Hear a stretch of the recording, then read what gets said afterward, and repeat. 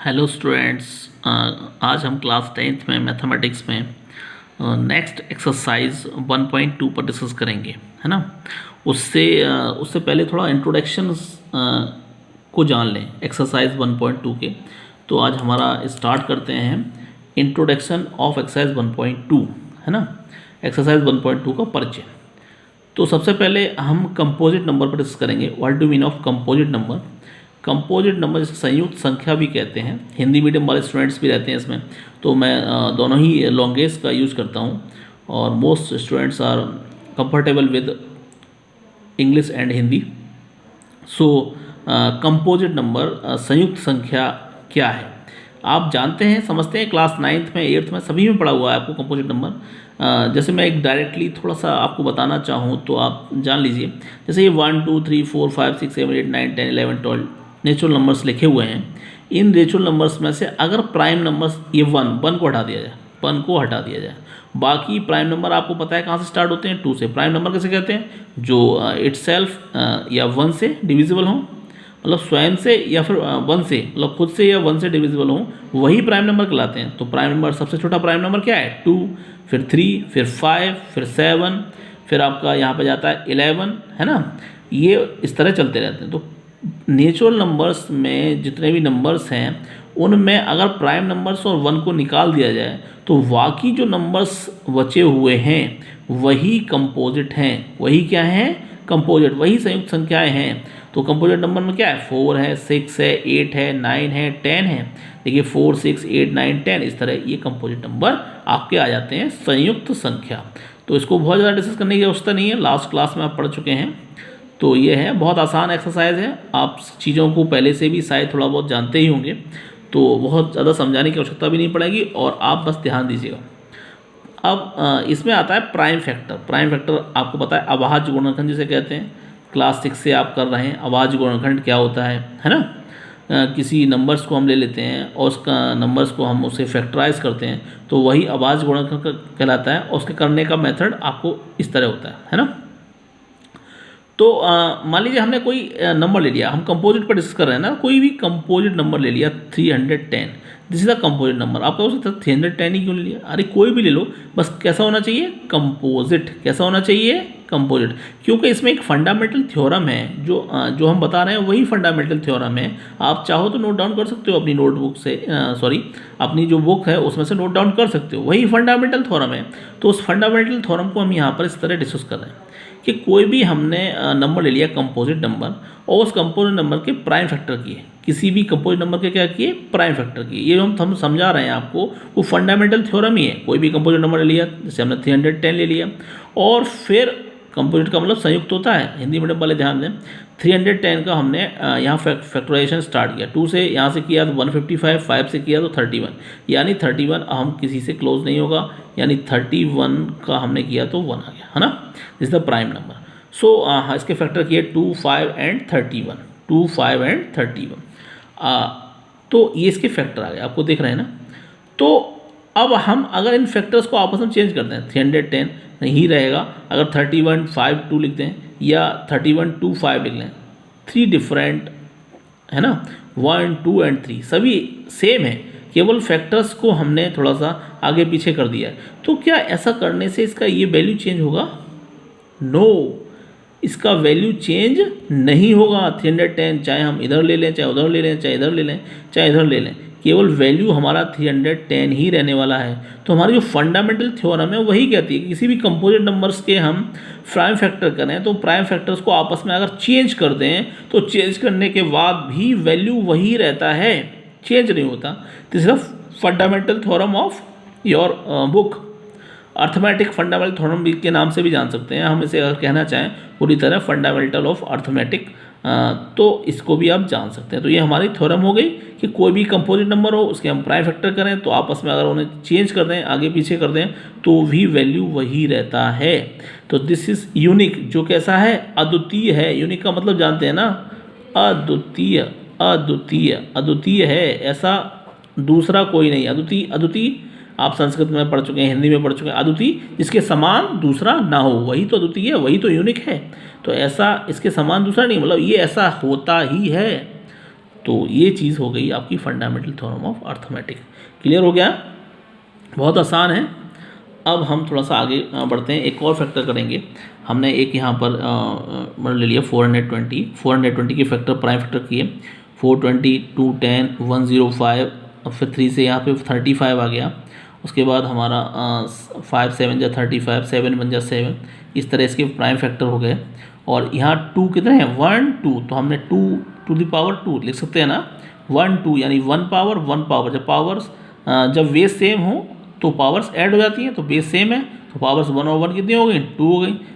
3 5 7, तो इसे फैक्टर करने का एक मेथड है, इसको हमने यहाँ पे क्लियर कर दिया। ओके, अब हम थोड़ा सा आगे की तरफ बढ़ते हैं, एग्जाम्पल लेते हैं। ध्यान दीजिएगा, ये तो बात हो गई, एग्जाम्पल ले लेते हैं। जो आपकी बुक है उसमें काफ़ी क्वेश्चंस रहेंगे, उनमें आपकी हेल्प करेगा। Consider the name of 4 consider the number 4 to the power n where n is a natural number. आपने एक नंबर ले लिया 4 टू द पावर n, और जहाँ जो n जो दिख रहा है, n जो यहाँ आप देख रहे हैं, n is a natural number. n क्या है? एक नेचुरल नंबर है, प्राकृतिक संख्या है।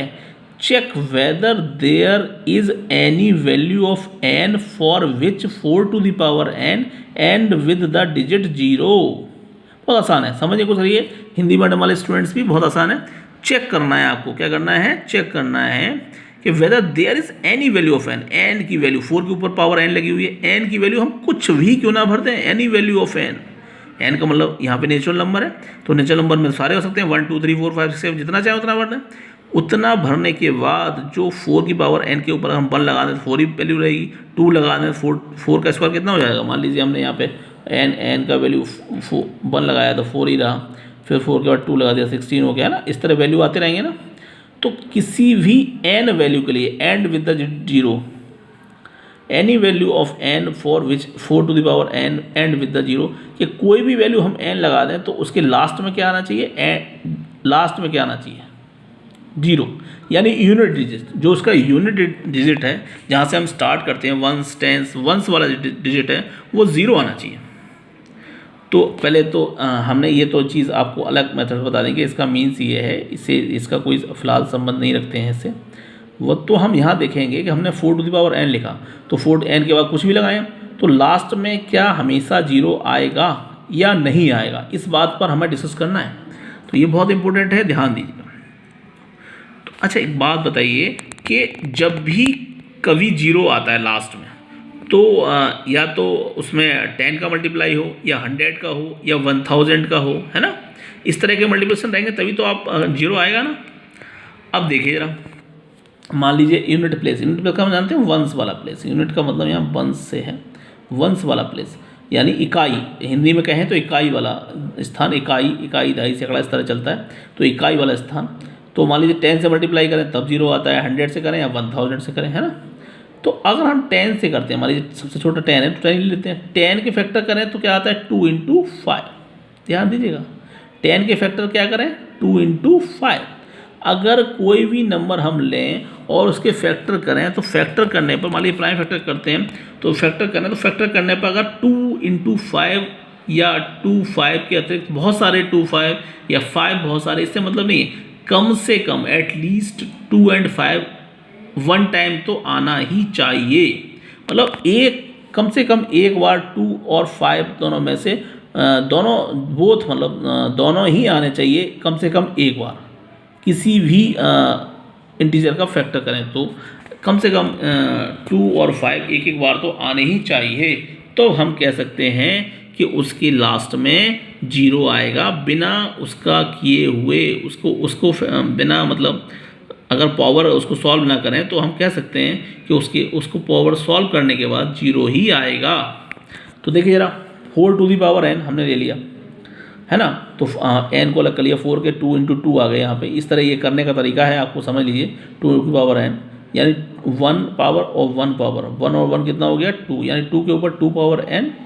पावर के जो पावर मल्टीप्लाई, पावर के ऊपर पावर जब होता है तो उसका मल्टीप्लिकेशन होता है। 2 का n में किया तो 2n हो गया, 2 टू दी पावर n, है ना। तो आप यहाँ देख रहे हैं कि ओनली 2 है, 5 नहीं है, 5 नहीं है, 5 नहीं है, 5 नहीं है।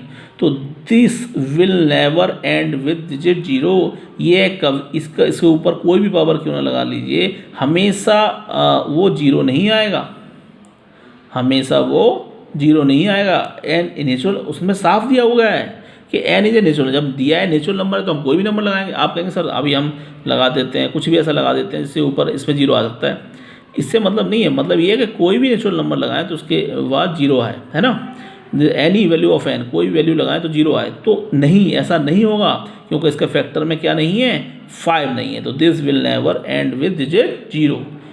मिनिमम पावर क्या, कम से कम पावर एक बार 2 और 5 अवश्य आना चाहिए, ये इसके आंसर्स का वैल्यू होगा। क्लियर हो गया ना। तो अभी हम एक और क्वेश्चन करेंगे इस तरह का, तब आपको समझ में आएगा, समझ लीजिए, करके देखिएगा घर पे भी अपने। अब थोड़ा हम आगे की तरफ बढ़ते हैं। जैसे आपके लिए हम एक क्वेश्चन यहाँ पर ले लेते हैं, एलसीएम और एचसीएफ जो आपको आता है पहले से, थोड़ा उसके ऊपर डिस्कस कर लेते हैं, उसके बाद देखेंगे।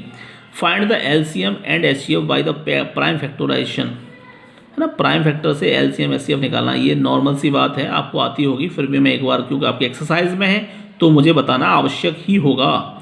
6 and 60, तो 6 के प्राइम फैक्टर कर लिए, है ना, तो 2 3 जा 6, 3 1 जा 3, उसके बाद 60 के कर लिए 2 2 3 5, है ना। इस तरह हमारे प्राइम फैक्टर 6 और 60 के आ गए। तो आपको सबसे पहले एचसीएफ डिस्कस करते हैं। क्या डिस्कस करते हैं, एचसीएफ। तो एचसीएफ निकालने का तरीका क्या है, जो ये लिख लिया हमने, ये फैक्टर दिस फैक्टर, तो ये कॉमन है, देखिए 2 यहाँ पे, ये 2 यहाँ पर नहीं है, यहाँ 3 कॉमन है, तो 2 को ले लिया, यहाँ से किसको ले लिया 3, 2 3 जा 6। ये निकालने का एक मेथड हो गया कि उनमें जो कॉमन फैक्टर्स हो उनको उठा लीजिए, उठाने के बाद दोनों का मल्टीप्लिकेशन कर दिए, तो क्या निकल के जाता है, HCF of 2 digit 6 and 60। Clear. अगर हम एलसीएम निकालना चाहें तो एलसीएम निकालने का मेथड क्या होता है कि जो कॉमन है उन्हें वन टाइम यहाँ पे शो कराना है। जैसे हमने ये कॉमन दी तो यहाँ पे 2 नोट कर लिया, ये कॉमन था यहाँ पे हमने 3 नोट कर लिया। अब हमारे पास जो भी यहाँ पर लिखा हुआ है, राइट किया हुआ है, जिसको हम जो कॉमन के अतिरिक्त है, जैसे 2 और 5, तो 2 और 5 यहाँ पे ये और ये सारे लिख लेते हैं, जो भी उसके अलावा होते हैं उन सबका मल्टीप्लिकेशन कर देते हैं। 2 2 जा 4, 4 3 जा 12, 12 5 जा 60, तो ये एलसीएम आ गया। ये तो आपको आता है एचसीएफ और एलसीएम, आप पिछली कक्षा में पढ़ चुके हैं, क्योंकि यहाँ पर चल रहा है इसलिए मैंने आपको यहाँ पर रिकॉल करा दिया है। ओके, अब हम यहाँ पर एक फार्मूला पढ़ेंगे, LCM into HCF, product of two numbers इधर से काट दीजिए, सॉरी यहाँ लिख दीजिए इस तरफ, क्योंकि ये इक्वल लगा हुआ है, तो नंबर हमने यहाँ नोट कर दिया। LCM into HCF product of 2 numbers, 2 numbers को अगर हम मल्टीप्लाई करें, उनका प्रोडक्ट करें, तो और एलसीएफ और एचसीएफ का प्रोडक्ट करें तो दोनों तरफ कैसा आना चाहिए, इक्वल आना चाहिए। कैसा आना चाहिए, इक्वल। ये एक वेज है, इसको समझ लीजिए। इसका एग्जांपल देते हैं। जैसे हमने एक टू नंबर ले लिए 26 and 91, है ना, और फिर 26 के फैक्टर किए, 2 के किए फैक्टर, है ना, 26 के फैक्टर किए हमने यहाँ पे, तो ये इस तरह आ गया। उसके बाद 91 के किए तो 7 से यहाँ पे हमने क्रॉस किया, तो ये 13 और 13 बन जा 13। इसके फैक्टर ये इस तरह और इसके ये, दोनों में कॉमन क्या है 13, तो एचसीएफ कितना आया 13 आया। ये तो आसान सी बात है। अब हमें एलसीएम निकालना पड़ जाए। क्या निकालना पड़ जाए, अकॉर्डिंग टू द फार्मूले का अनुसार, जो हमने पीछे फार्मूला लिखा है उसके अकॉर्डिंग एलसीएम, अगर हमें एलसीएम निकाला जाए, कह दिया जाए कि आप इसके अकॉर्डिंग एलसीएम निकालिए, तो आप कैसे निकालेंगे, LCM into HCF product of 2 numbers. LCM HCF अभी हम यहाँ फाइंड किया हुआ था, कितना है 13, 26 हमारे दोनों नंबर हैं, 26 और 91 प्रोडक्ट लिखा हुआ है तो हमने मल्टीप्लाई कर दिया यहाँ पे। ओके, एलसीएम अगर आपको ये तो पता ही है बाई मैथमेटिकल ऑपरेशन कि 13 यहाँ पे लिखा हुआ है और एलसीएम निकालना हो 13 को हटाएंगे तो वो नेक्स्ट नंबर्स के किस में चली जाएगी, डिनोमीटर में। यहाँ पे हर किसे कह सकते हैं, हिंदी मीडियम वाले भी कहते हैं हर, ये अंश पार्ट होता है और ये हर में चली जाएगी। और इसे हम सॉल्व कर देंगे, 13 2 जा 26, 2 का 91 मल्टीप्लाई करेंगे तो यहाँ 182, कितना आएगा 182। क्लियर हो गया ना, 182 आ गया। अब ये हमारा एलसीएम निकाला, तो ये तो मेथड हो गया। एचसीएफ अगर आ जाए तो एलसीएम निकालने का, और अगर एलसीएम दे दिया जाए तो एचसीएफ निकालने का, तो एक तो मेथड होगा। अब हम वेरीफाई भी करेंगे इसको, क्या करेंगे, वेरीफाई करेंगे सत्यता है भी या नहीं, ये कहीं गलत तो नहीं है। तो वेरीफाई करते हैं, क्योंकि फार्मूला हमारे पास है LCF into HCF product of 2 numbers, यही तो फॉर्मूलेशन है। तो एलसीएम हमारा कितना आया था 13, एचसीएफ कितना आया था 182, हमने ये नोट किया है एचसीएफ है ना। Okay, product of two numbers 26 और 91, दोनों का मल्टीप्लाई करिए 2366, 2366 दोनों तरफ से यहाँ पर लिखा हुआ है। ओके, तो इट इज़ वेरीफाइड, यह सत्यापित हुआ, ये बिल्कुल सत्य है कि ऐसा ही है, तो दोनों तरफ इक्वल आ रहा है ना, both sides are equal, so this is verified, it is verified. Clear, बहुत आसान है। ओके, तो इस तरह हम इसको वेरिफिकेशन कर लेंगे, यही चीज़ आपकी एक्सरसाइज में है, आप उसको यहाँ वेरीफाइड करिए। अब हम क्वेश्चन, एक और क्वेश्चन हमने आपसे कहा हुआ था कि उस पर हम बेस बता देते हैं आपको, कि जैसे 4 की पावर n पे बताया था हमने, अब यहाँ पर हम 6 की पावर n, ये शायद आपके एक्सरसाइज का इस क्वेश्चन हो सकता है, 6 टू दी पावर n।